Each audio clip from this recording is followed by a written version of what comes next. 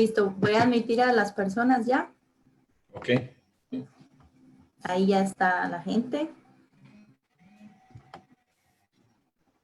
Ok.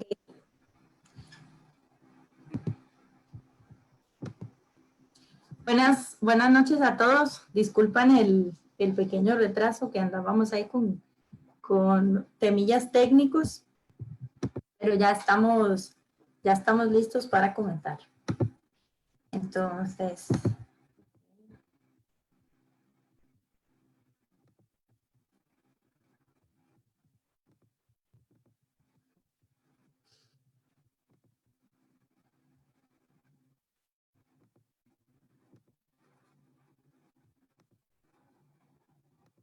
¿ok?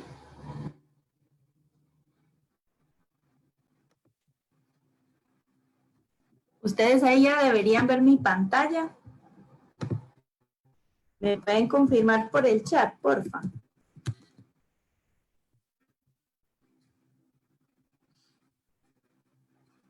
Vale, perfecto.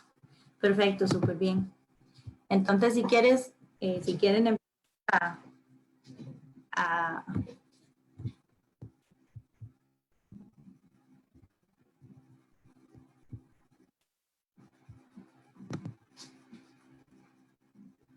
ok. Bueno, yo les voy a hablar del proyecto que tenemos de Conservando la Rana Arlequín en el sur de Costa Rica, en Cotobruz. Es de una organización que se llama PROCAT Internacional. Lo primero, yo les voy a hablar un poquito de la biología de la especie.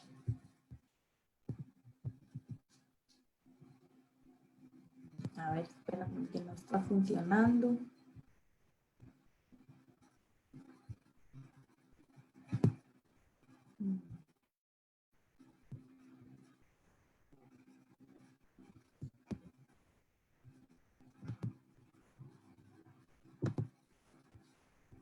No me quiere funcionar la presentación.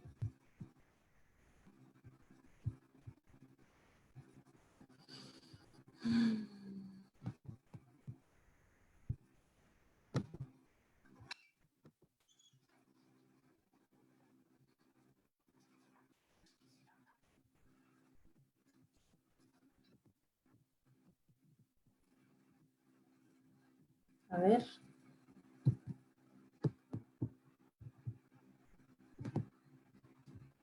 ¿Se escucha bien? Me dicen, pero se ve la pantalla compartida.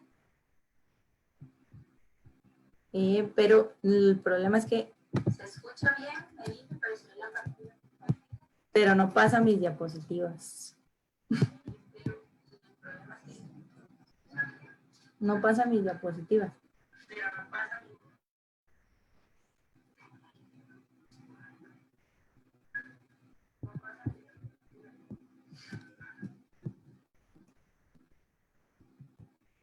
A ver.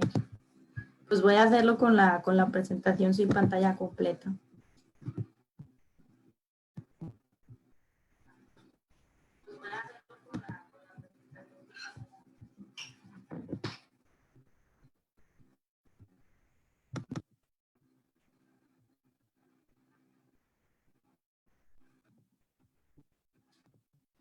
A ver.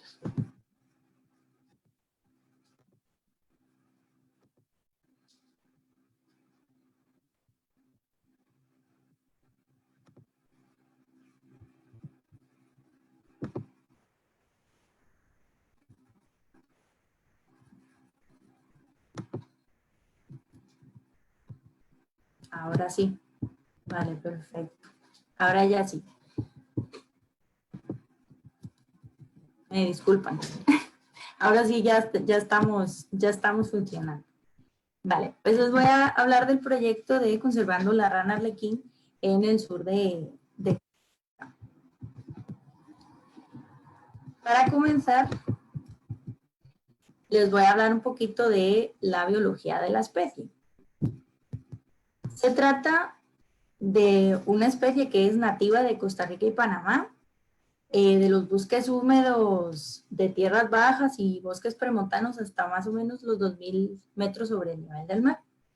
Ella se encuentra siempre asociada a quebradas como a ríos como los que vemos en las fotografías y a quebradas y arroyos. Esto es porque es una especie cuya reproducción depende de los cuerpos de agua. Entonces las hembras ponen sus huevos en aguas limpias, con mucho oxígeno, que fluyan mucho, ¿verdad? No aguas estancadas. Entonces ponen unos huevos principalmente debajo de las rocas y después de varios días esos huevos eclosionan y salen estos renacuajos.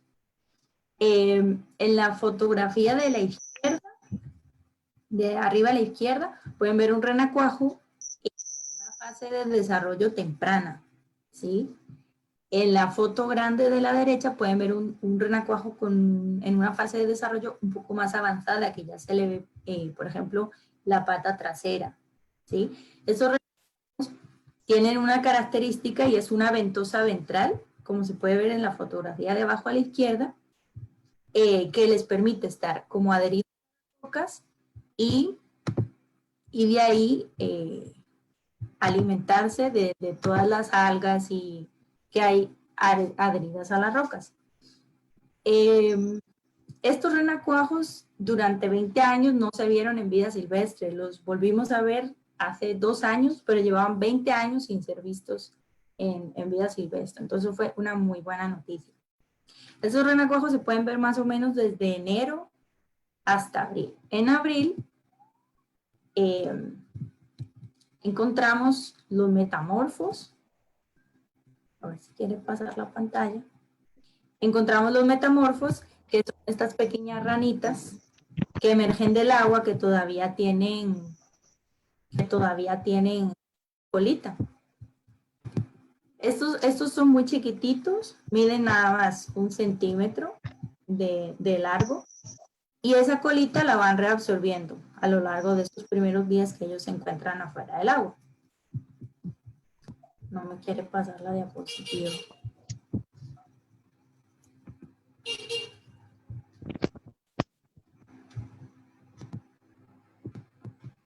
Se los voy a ir mostrando así porque no me quiere pasar la diapositiva. Me van a disculpar. A ver. Estos son los metamorfos que emergen en el mes de abril. Ven que todavía se les puede ver la colita y tienen una coloración que hace que se camuflen muy, muy bien en las rocas de las orillas de los ríos. A partir del mes de mayo, junio, julio, agosto, se encuentran los juveniles que se dispersan en el bosque. Como pueden ver en las fotografías, tienen esta coloración como un poco más amarillenta, más verdosa, que les permite camuflarse muy bien en la hojarasca del bosque, en las rocas con musgo, en cavidades, en las rocas, entre las raíces, ¿verdad? Y estos llegan a medir hasta más o menos 2 centímetros y medio, más o menos, hasta que llegan a ser estos adultos, como los que vemos en la fotografía, que ya tienen esa coloración más de advertencia, ¿sí? Ya esa coloración en la población esta en particular, en Cotogruz, tiene esa coloración fuerte naranja, roja, ¿sí? Como ven, todos tienen como un patrón de manchas, un dibujito diferente, cada uno es único. Entonces, de ahí de hecho viene el nombre de Atelopus varius, de esa variedad de patrones de manchas que pueden tener dentro de una misma población, ¿sí? Entonces, a partir entre octubre y diciembre es que encontramos los amplexos, que es lo que se ve en la fotografía de la izquierda, que es cuando el macho más chiquitito se coloca encima de la hembra hasta que la hembra deposita sus huevos en una zona como apartada del río que esté bien oxigenada. Y ahí el ciclo vuelve a comenzar, ¿verdad? Tenemos los renacuajos a principios de año hasta abril, los metamorfos, después pasan a juveniles que crecen, se reproducen y vuelven a poner sus huevos en zonas del río. Ahora les voy a comentar un poquito sobre la conservación y amenazas que tiene esta especie. En el mapa que vemos de la izquierda se puede ver la distribución histórica que tenía esta especie. Es endémica de Costa Rica y Panamá, como ven ahí se ve desde las zonas de playa hasta las altas montañas, exceptuando así los picos más altos de 2000 metros. Entonces era una especie muy común, era muy, muy común verla. De hecho hay gente allí en la zona de Cotobruz que decían que uno caminaba por las orillas de los ríos, que las tenía que apartar para no pisarlas. Pero resulta que desde finales de los años 80 en adelante empezaron a verse cada vez menos, hasta que llegó un punto en el que ya no se veía ni una sola. Entonces al final, en el año 96, esta especie se declaró extinta para Costa Rica. Así se mantuvo hasta el año 2008 más o menos, que se redescubrieron un par de poblaciones aisladas, y entonces pasó a estar clasificada como críticamente amenazada por la Conservación Internacional para la Conservación de la Naturaleza.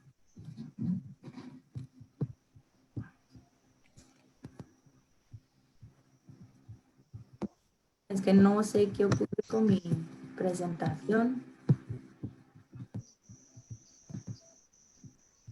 Ahí. De las amenazas que sufre esta especie, hasta más o menos los años 90, se consideraban amenazas ¿no? La perturbación del hábitat o pérdida de hábitat, de especies invasoras, el cambio climático, el tráfico de especies, ¿verdad? Pero a partir de los años 90 se vio que había una amenaza, que era el hongo quitrideo, que de hecho estaba diezmando poblaciones de anfibios a nivel mundial.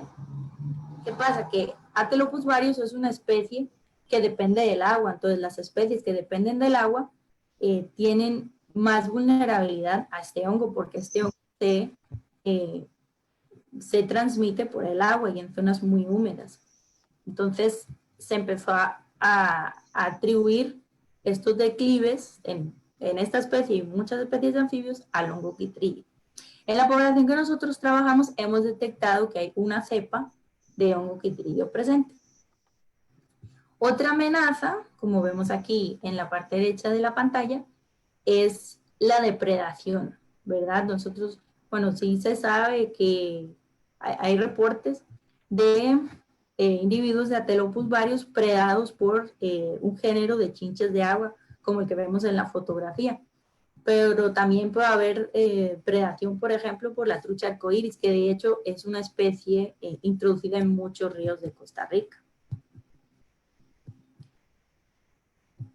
Otra amenaza, a ver si quiere pasar la pantalla, es, aunque ya no se considera ahora mismo a nivel global una amenaza para la especie, nosotros a nivel local de actuación para esta población, sí consideramos como una amenaza la degradación del hábitat.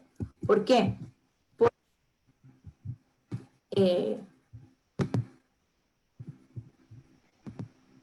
Como pueden ver en la fotografía, toda esta raya marcada es el tramo del río que nosotros muestreamos todos los meses, ¿sí? Más o menos de la mitad de la pantalla hacia la izquierda se puede ver en el mapa que es una zona mucho más perturbada, con potreros, más claros de bosque, y el de la mitad a la derecha ya es una zona de bosque, ¿verdad? Ya es un bosque continuo que entra a la zona protectora Las Tablas y el Parque Internacional La Amistad. Cada circulito negro que se ve en la imagen es un lote de renacuajos. Entonces se ve claramente que la mayoría de lotes de renacuajos, exceptuando uno, están en la zona de bosque. Nosotros, además de esto, no hemos visto otras evidencias de reproducción, no hemos visto amplexos, no hemos visto metamorfos en la zona intervenida, ¿verdad? En esta zona de la izquierda que está más perturbada.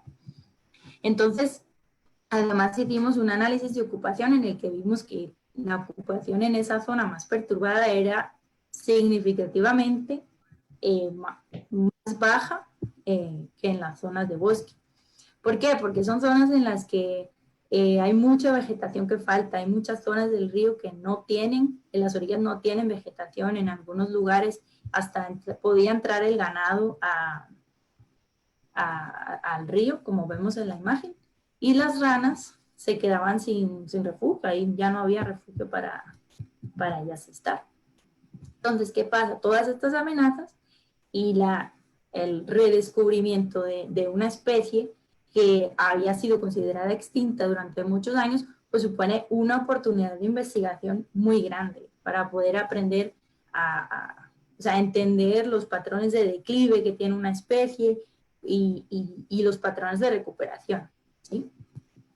Entonces empezamos un programa de monitoreo. Nosotros vamos todos los meses al río, todos los meses muestreamos un tramo del río, todos los individuos que nos encontramos los capturamos con una bolsa plástica, como se ve en la imagen, y los medimos, ¿vale? Es muy importante medirlo porque esta es la manera que tenemos de clasificarlos en grupos de edad, de adultos, subadultos y juveniles, ¿sí? También los pesamos, tomamos la ubicación geográfica, la distancia a la orilla del río, el tipo de sustrato en el que está, y cualquier otra información, cualquier observación que veamos relevante, como si tiene algún comportamiento extraño, alguna postura extraña, algún signo de enfermedad. Y por último, les tomamos una fotografía.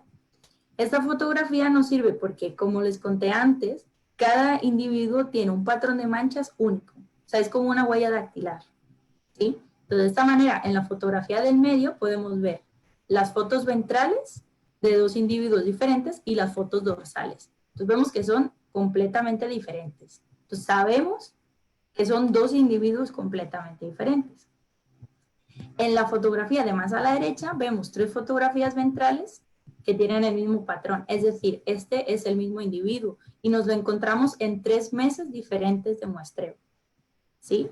Entonces, de esta manera nosotros podemos saber cuántas veces encontramos a cada individuo y podemos hacer unas historias de captura y recaptura de los individuos y que nos permiten estimar parámetros poblacionales y ver si la población está en declive, si estimar supervivencia, estimar reclutamiento, que es qué cantidad de juveniles pasan a edad reproductiva.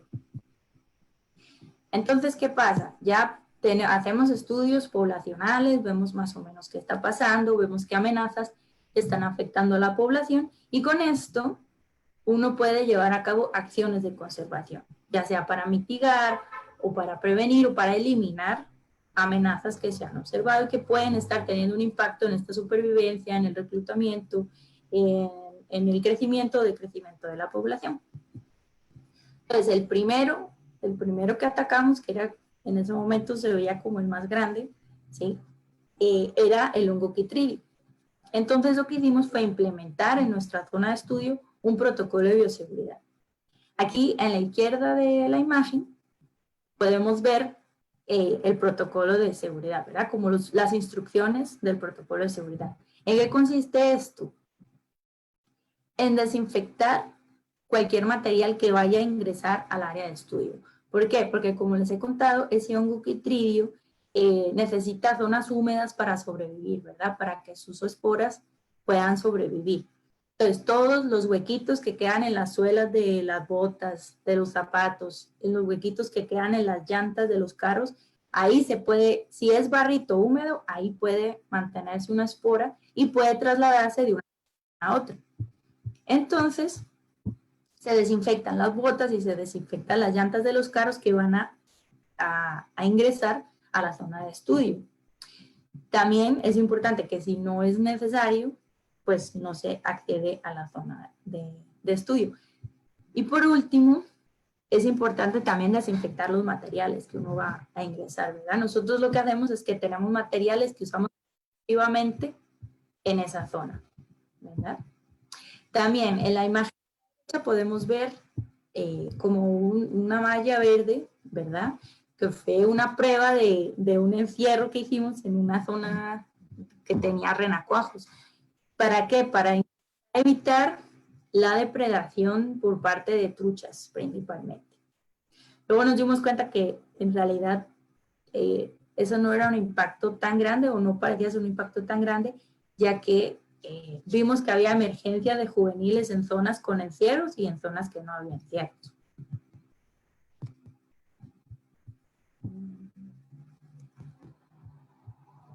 Ok. Otra acción de conservación que llevamos a cabo para mitigar el efecto de la perturbación del hábitat fue crear un vivero allí mismo para empezar a tener plantas nativas. Para poder reforestar las zonas del río que estaban pues peladas, que no tenían vegetación, y volver a generar esa conectividad a lo largo de todo el río. También se hicieron estos encierros, ¿verdad? En las zonas que estaban, que el ganado podía tener acceso al río, se hicieron estos encierros para evitar que el ganado pues pisotease toda la tierra de las orillas, y que cuando además se llevase a cabo la reforestación, pues que esas nuevas plantas salieran adelante. Una cosa muy importante, una acción de conservación muy importante es el trabajo con las comunidades locales, es decir, las personas que viven en la zona, ¿verdad? Nuestro primer aliado, bueno, nuestro aliado más importante es la Sada Gutiérrez Brown. Con ellos empezamos a trabajar pues ya casi 4 años. Empezamos una iniciativa en la que aprovechamos el papel que tiene la rana arlequín, ¿verdad? Porque es una especie que, como les mencioné antes, necesita aguas muy limpias, muy oxigenadas. El ser humano también necesita aguas muy limpias, muy oxigenadas, ¿sí? Entonces, si nosotros estamos conservando un hábitat, un río, con aguas limpias y oxigenadas, nos va a beneficiar a los dos. Nos beneficia a los humanos porque es agua que podemos consumir, y beneficia a la rana arlequín y otro montón de especies porque se está conservando su hábitat.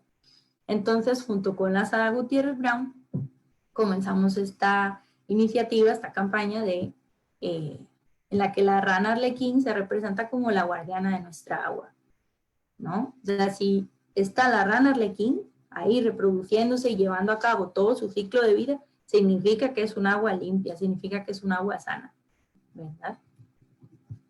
Entonces, a partir de ahí, comenzamos a hacer educación ambiental con la Sada. Entonces, entre los dos, ¿verdad? Entre PROCAT y la Sada, comenzamos a llegarle a las escuelas de la zona, en las que, de comunidades a las que la Sada les suministra agua. Nosotros empezamos a trabajar con la Sada yendo también a los días, a los eventos del Día del Agua.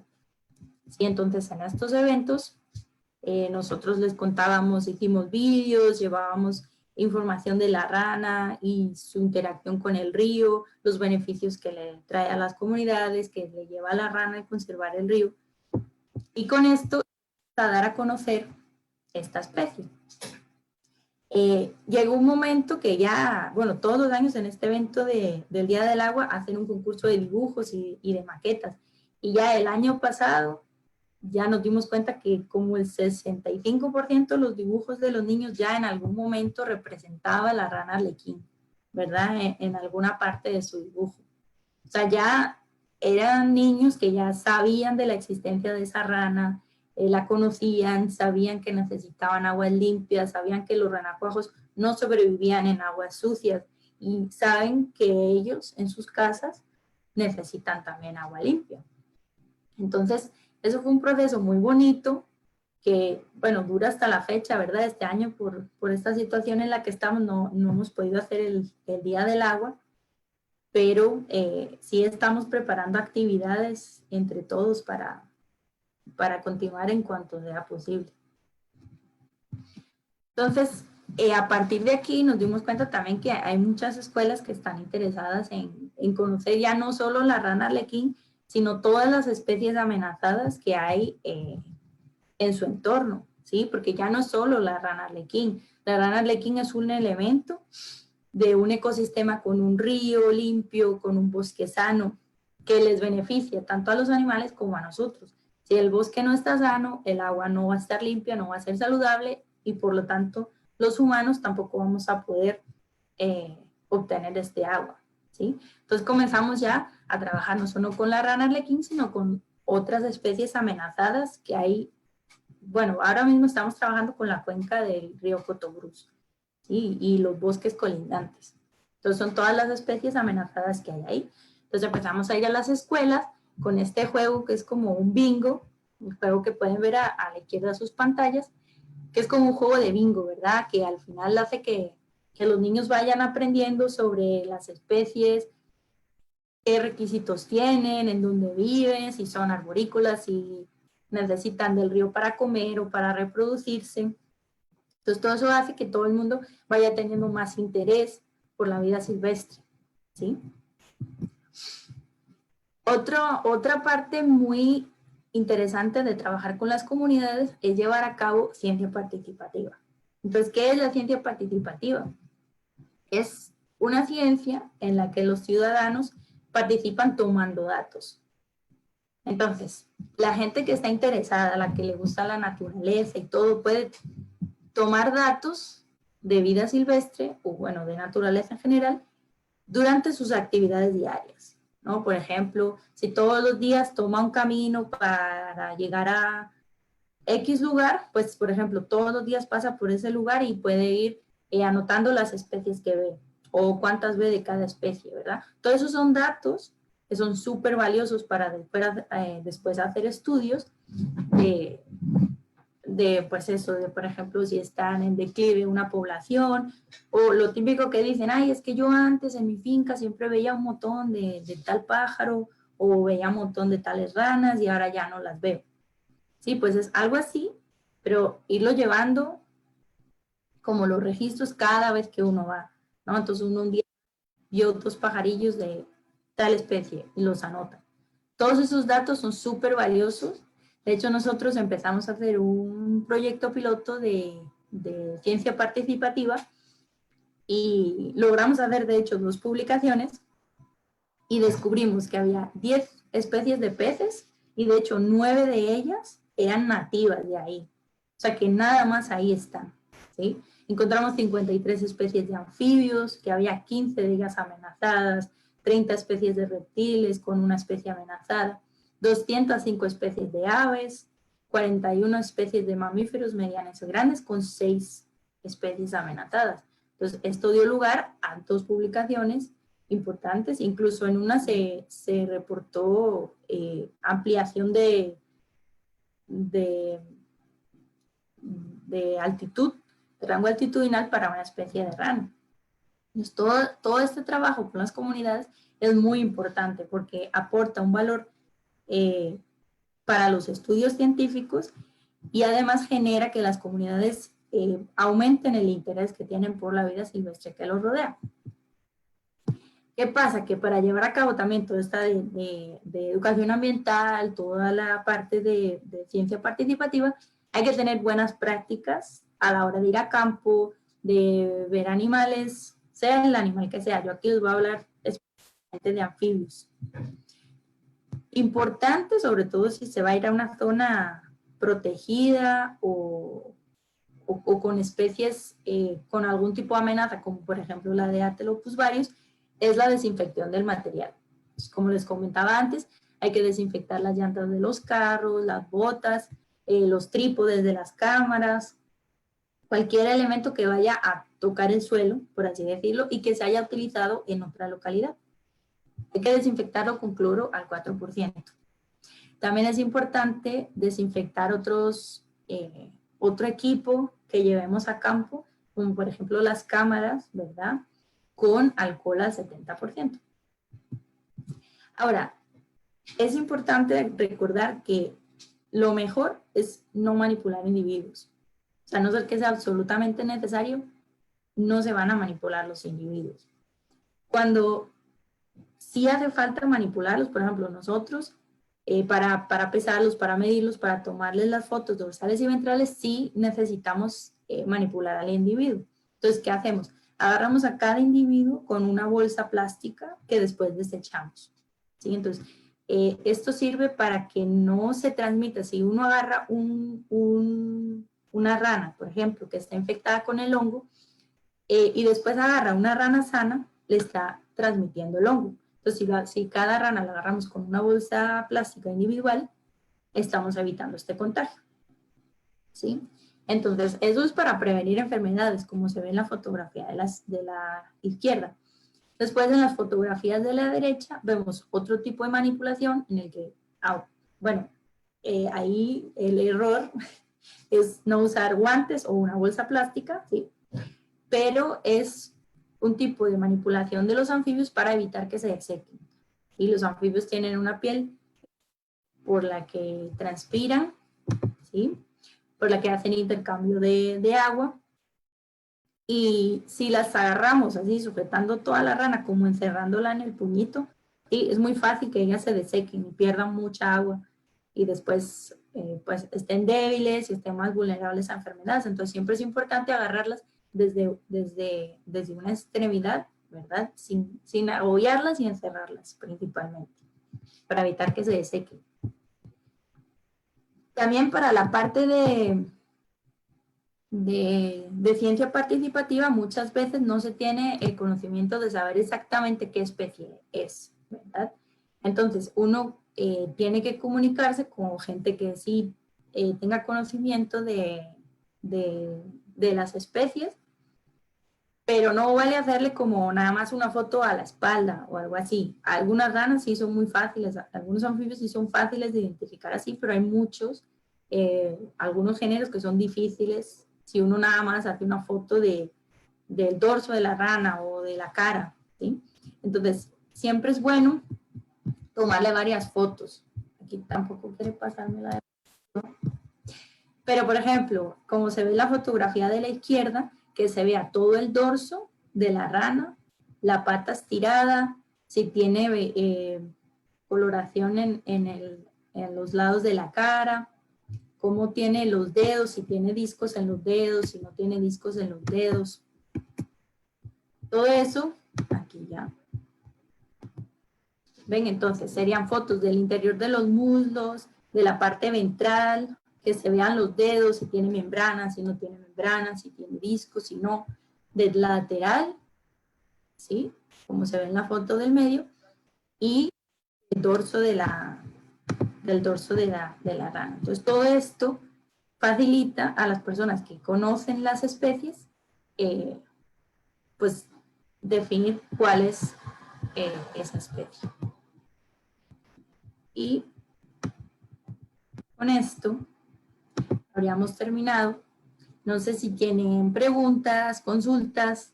Durante la charla he visto que iban saliendo como preguntas y ajá. Entonces, si quieren, les voy respondiendo.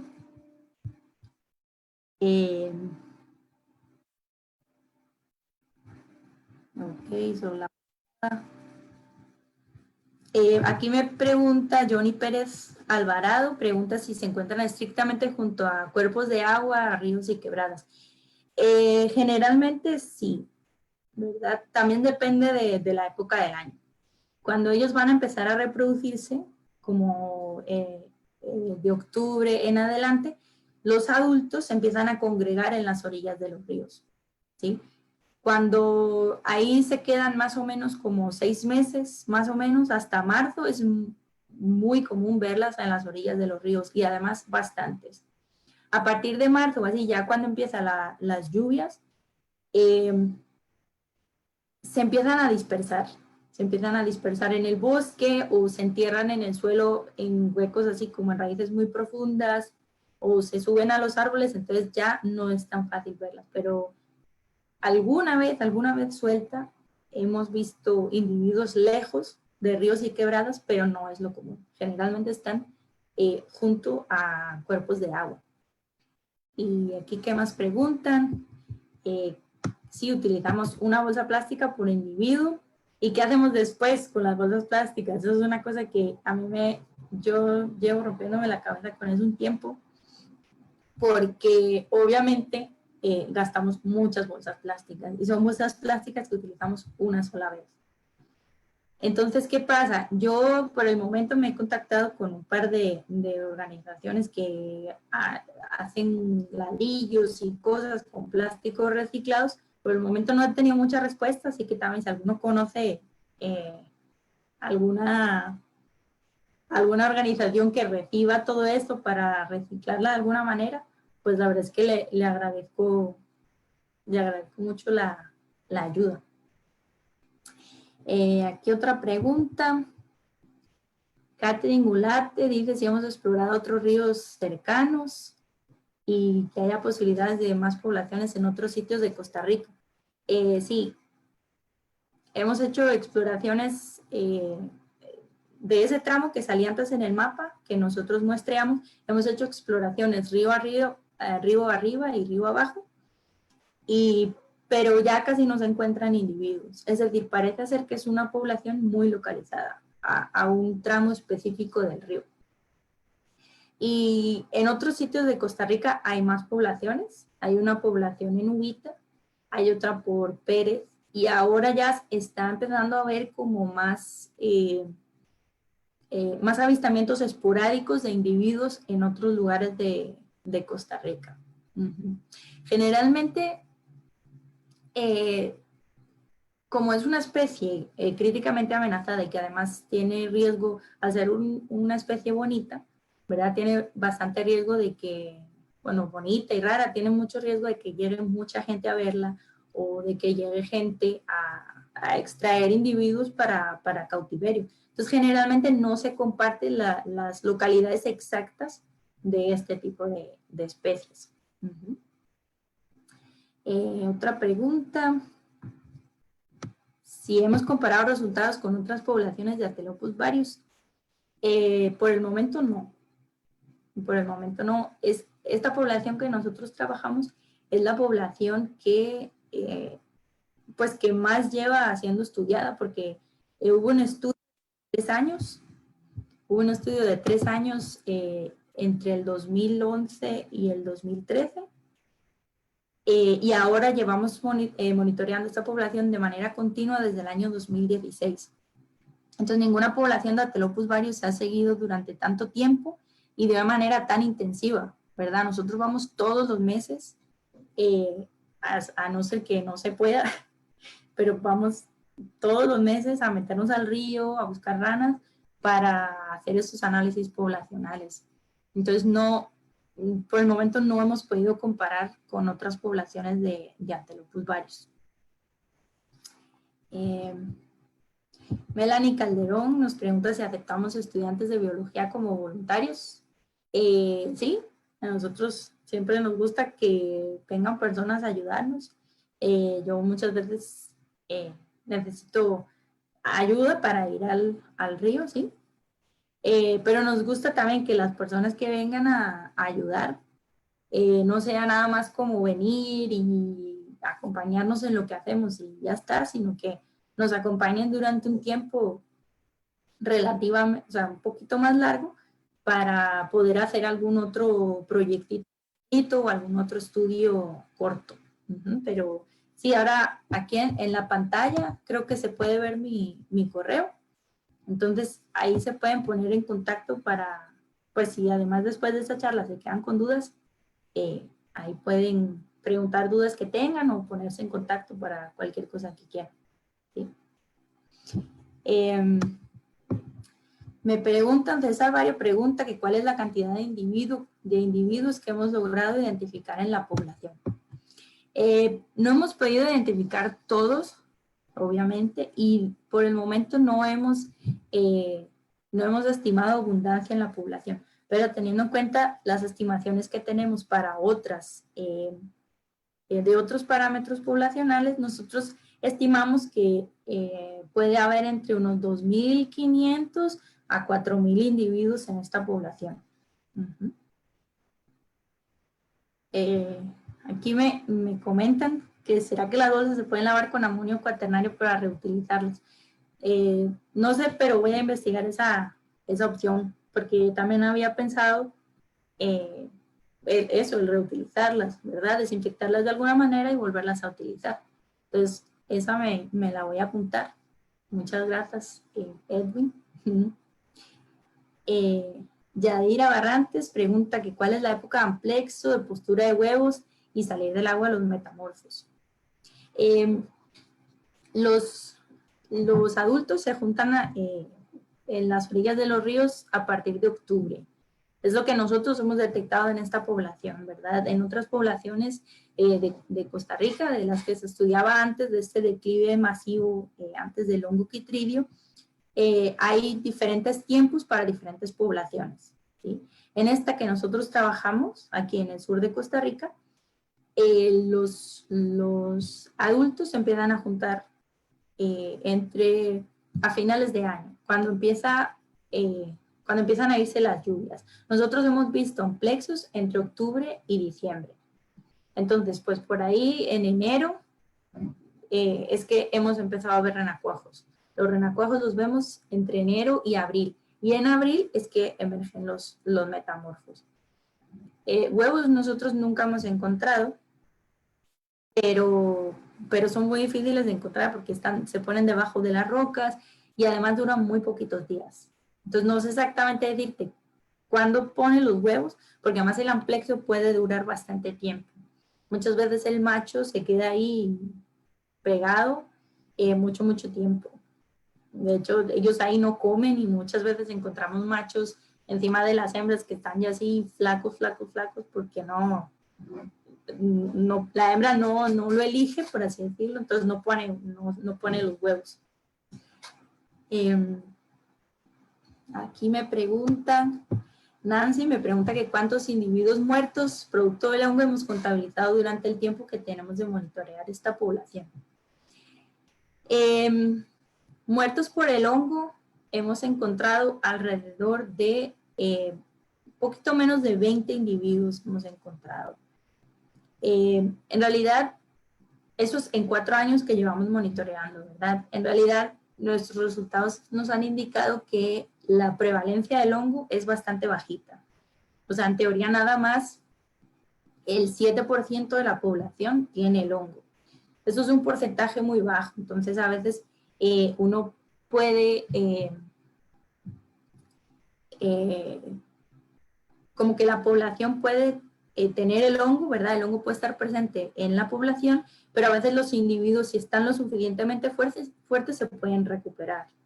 Entonces no tiene por qué haber una mortalidad del 100% de los individuos que están infectados con el hongo. Johnny Pérez pregunta si es de hábitos diurnos. Sí, en general sí. Tenemos un par de reportes de que nosotros hemos visto, ¿verdad?, de actividad nocturna. Una vez nos lo encontramos, de hecho, bastante lejos del agua y alimentándose en la noche, y otras veces nos los encontramos también cerca del agua, pero también activos durante la noche. Pero generalmente, y la literatura dice que son de hábitos diurnos.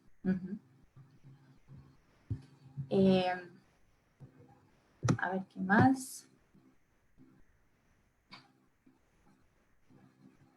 Me dice Keila Cascante que depende de la solución que se vaya a utilizar para utilizar las bolsas, hay que tener en cuenta los residuos. Exacto, sí. Antes, cuando les estaba hablando de la manipulación de los individuos, no sé si les comenté que es importante uno tener las manos bien limpias. Y bien limpias me refiero a no tener ningún producto o químico.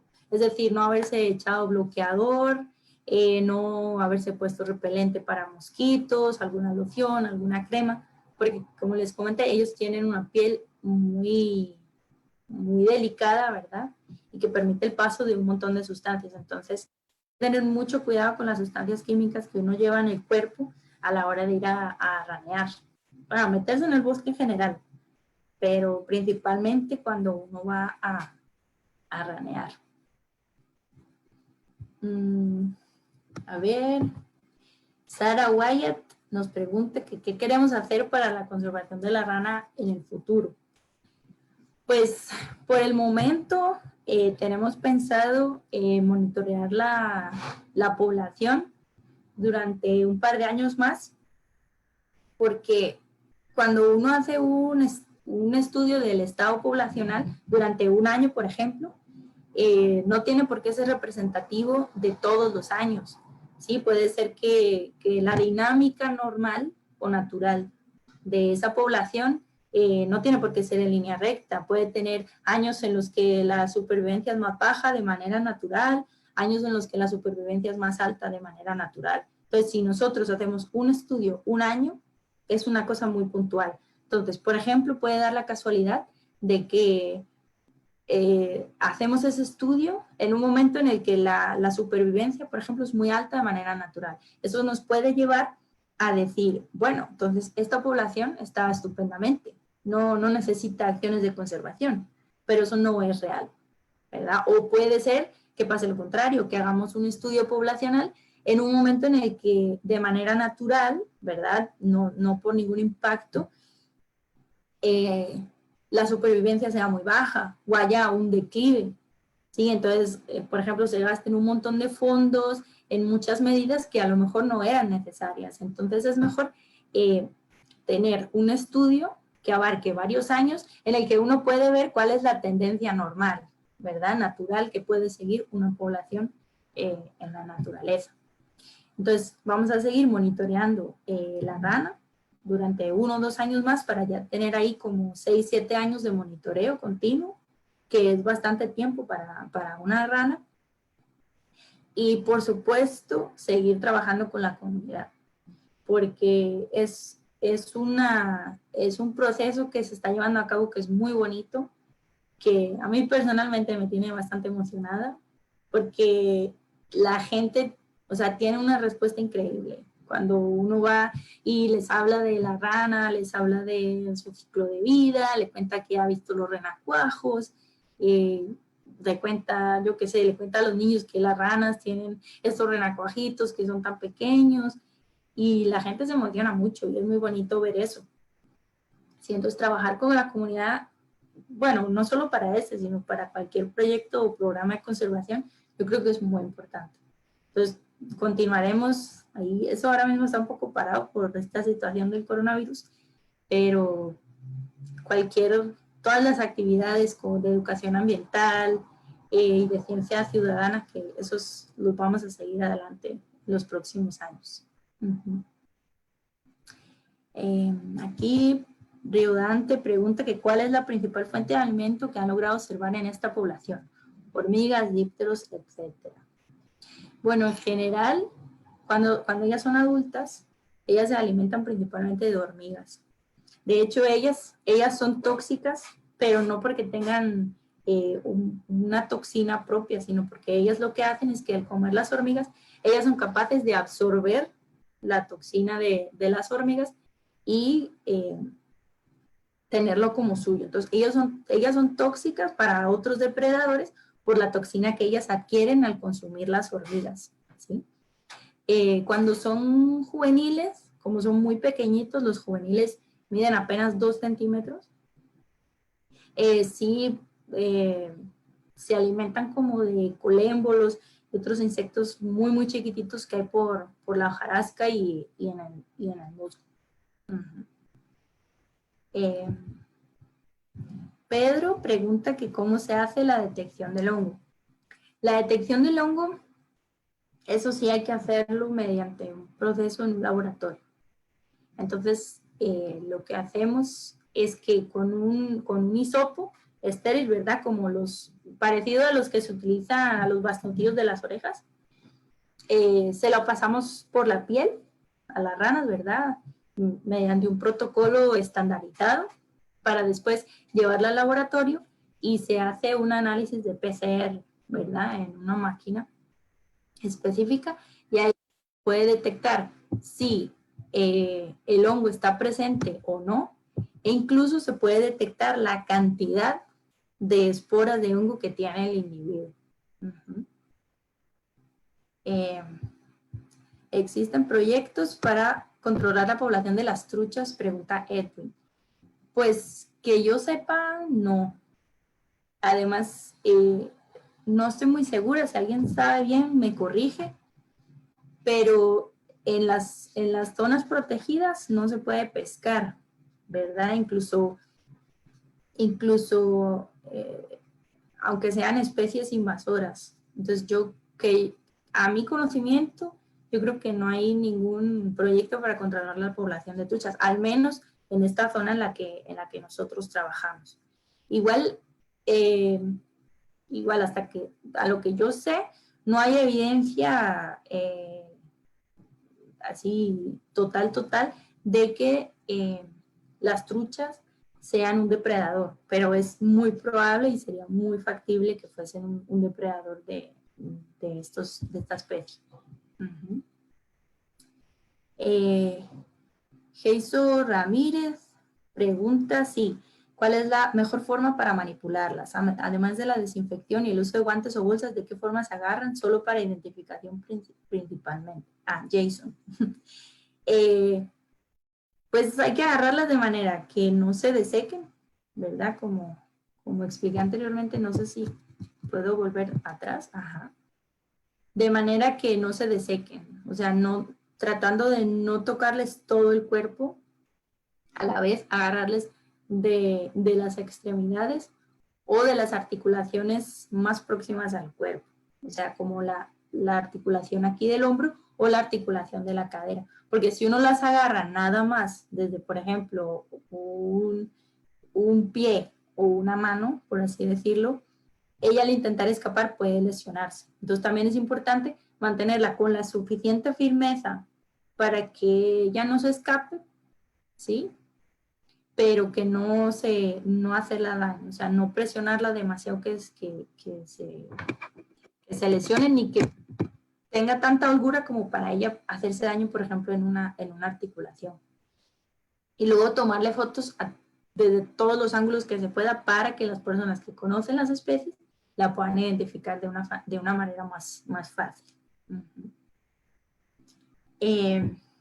A ver, otra pregunta.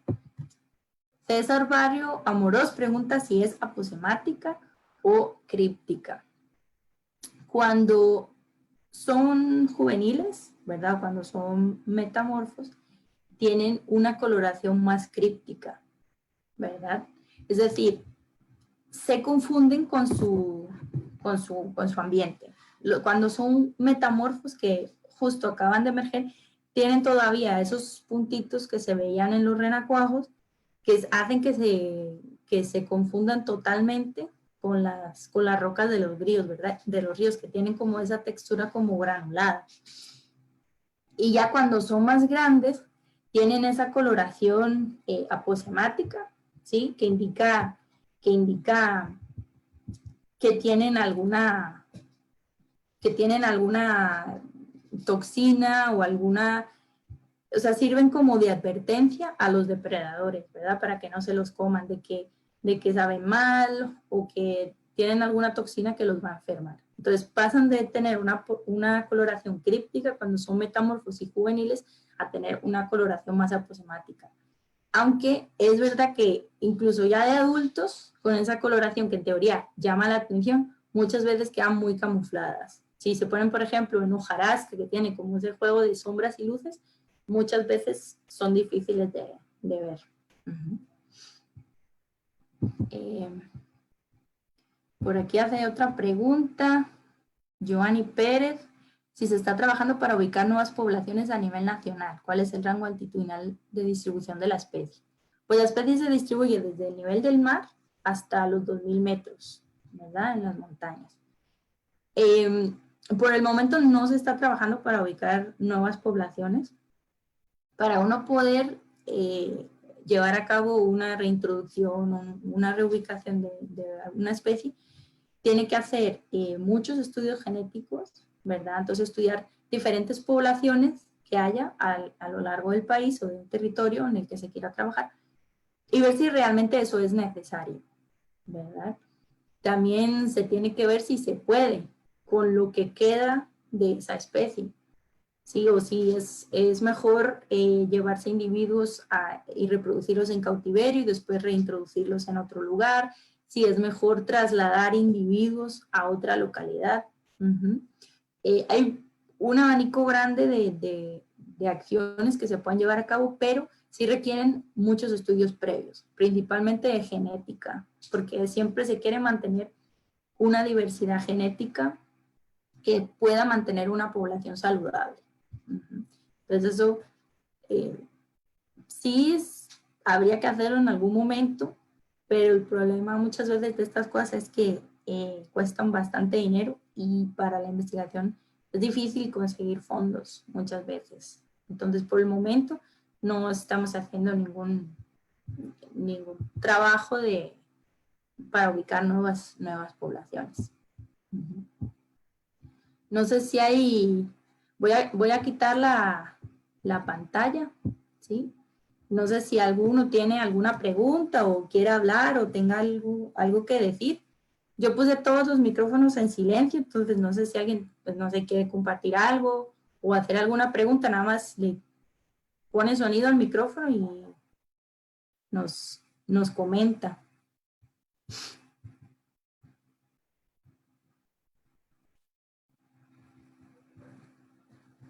Uh-huh.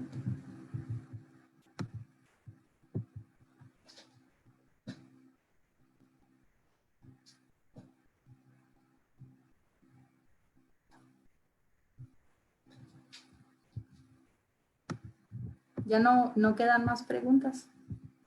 A ver, se me perdió el chat. A ver, nos pregunta César Barrios si no se ha planteado mantener una población ex situ para aprender más de la reproducción de la especie.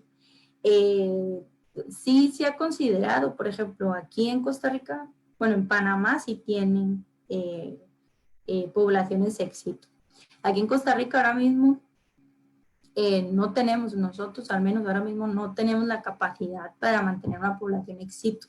Bueno, mantener una población ex situ requiere mucho recurso económico, mucho recurso humano y ahora mismo no es viable para nosotros. De todas maneras,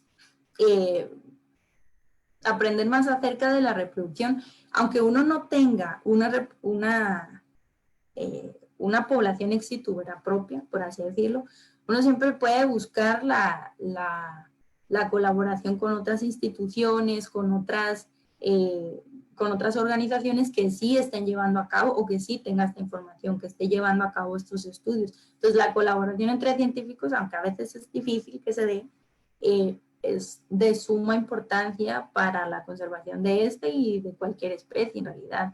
Porque si yo estoy invirtiendo recursos en obtener determinado conocimiento sobre una especie, ¿para qué va a estar otro científico gastando más recursos en obtener el mismo conocimiento, ¿verdad? Cuando trabajando juntos se pueden dividir esos recursos y sacar conocimiento sobre dos cosas, ¿sí? Entonces, igual por el momento, nosotros no tenemos el recurso económico para mantener una población ex situ en el lugar, pero sí hemos visitado otros lugares donde sí tienen poblaciones en cautiverio para reproducción. Entonces sí estamos como pues eso, en colaboración, en comunicación con personas que están haciendo esto y que nos pueden brindar información sobre la reproducción o comportamiento de la especie. Uh-huh.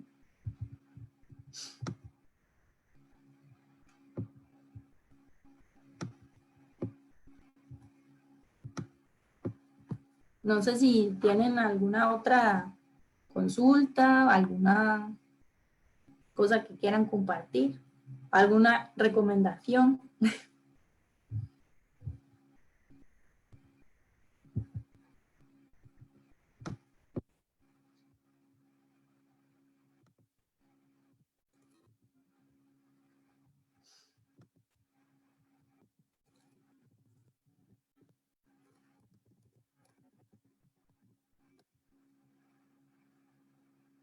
Muchas gracias. De hecho, aquí Río Dantes dice que muchas gracias. Yo más bien les doy las gracias a ustedes. Yo no esperaba que eso tuviera tanto, tanto público. Y por darme el espacio, ¿verdad? Y a Finca Cántaros, a Lili y a Randall por la invitación y por darme el espacio. Uh-huh. A ver, Luis Felipe Barrera pregunta si solo han realizado monitoreo para BD o también otras enfermedades como ranavirus y síndrome de patas rojas. Nosotros únicamente hemos hecho análisis de BD para el hongo Chytridium.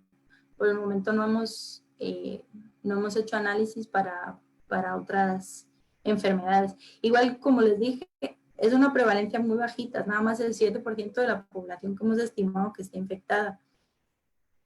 Entonces, y por el momento tampoco hay reportes de que hubiera otra enfermedad ahí. Entonces, por el momento no.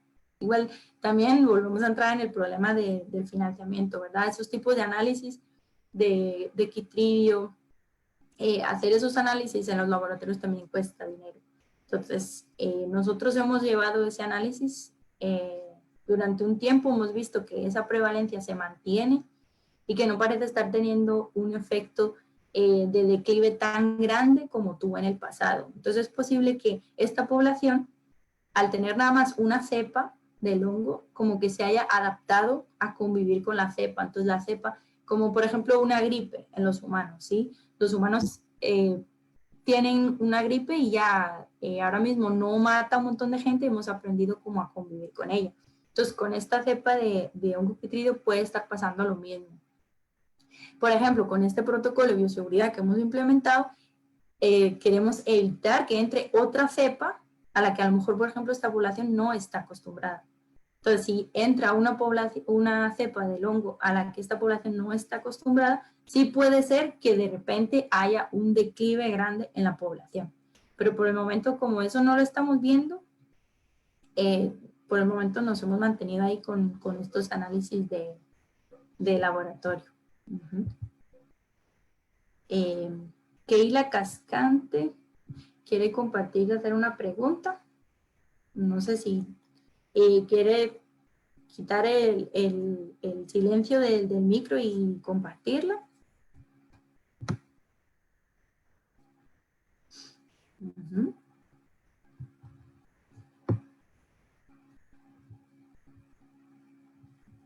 Ok. Sí, muchas gracias. Yo creo que ya no hay más consultas y me están dando mucho las gracias, pero yo más bien las gracias se las doy a ustedes. Así que bueno, yo creo que si ya no tienen ninguna consulta, o al menos consultas que quieran hacer por aquí, ahí quedó mi correo, se los puedo escribir en el chat por si lo quieren. Y nada, darles las gracias a todos por estar ahí, por tener interés en este tema, y si alguno quisiera también participar en este proyecto de ciencia ciudadana que estamos llevando a cabo, no duden en ponerse en contacto conmigo o con mis compañeros, porque eso nos hace mucha falta y en realidad nos da mucho crecimiento a todos los que estamos colaborando en este proyecto.